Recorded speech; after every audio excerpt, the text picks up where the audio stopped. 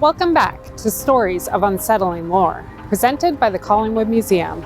In this series, we're sharing 4 short stories based on local lore. Parts of these stories may be historical fact, and some parts may be total fiction. How much should we believe? We'll let you decide. Now settle in and join us for our second story of unsettling lore.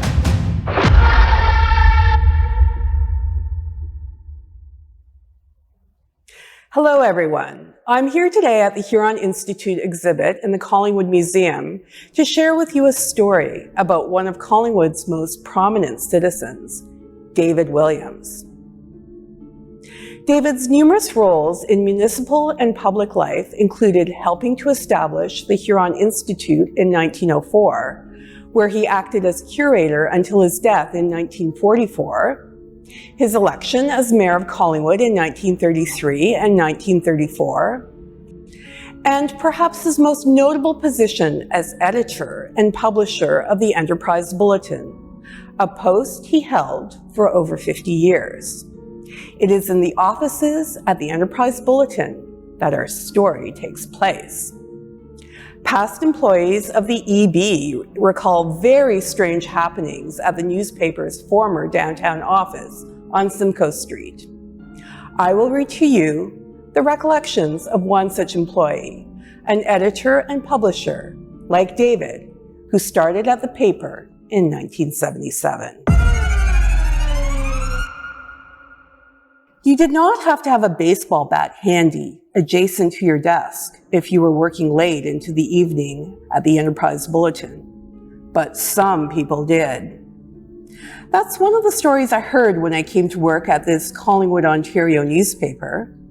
The baseball bat, I was told, was a comfort tool, just in case the ghost of David Williams, former editor of this weekly newspaper, appeared. Or any ghost, but people talked about David. Of course, nobody ever saw the ghost of Mr. Williams, but some people swear that the Enterprise Bulletin building, built at 27 Simcoe Street in the late 1890s, was haunted. From about 1898 to 1977, the Enterprise Bulletin building saw many changes in the printing process, especially in the mid-1970s, which left large parts of the building sitting unused. We called the back part of the upstairs at the EB the crypt. Well, an historically important area because of the items left there, it was a desolate and essentially abandoned area of the newspaper plant, left in darkness with unused things crumbling around old knob and wire electrical circuits, and a roof that leaked. As we all went about our business producing a community newspaper, stories about the ghost of David Williams floated about from time to time.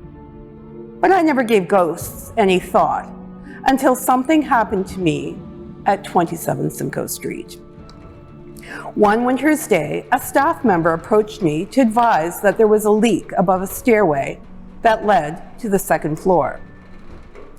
We looked up above the worn wooden stair treads, and sure enough, water was dripping down from a hatch that led to somewhere above the ceiling. A ladder was brought into play, and I climbed it and opened the hatch. I slid the hatch to one side and could see that above the ceiling was an open area, about 3 feet in height, just below the roof rafters. Above me, as I stood on the top of the ladder through the hatch opening, was another hatch, and through that hatch opening, I could see sky. I climbed further up into the uppermost hatch opening so that I could see the snow-covered roof. There, off to one side, was the hatch cover for the uppermost opening. It was a heavy wooden lid, and it took considerable strength to tug it back into place.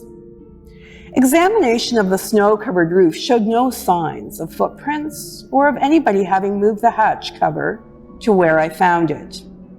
This hatch cover had a tight-fitting lid to the opening, and it was secured inside by 2 large steel hooks.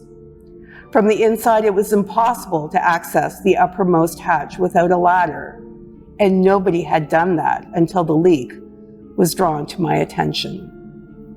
The question was, how had the steel hooks come undone? And how had the heavy hatch cover been lifted off?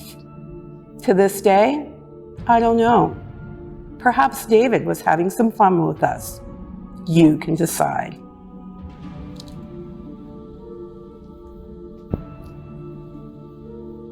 That was The Spirit of Simcoe Street, told by Irene Predeshak.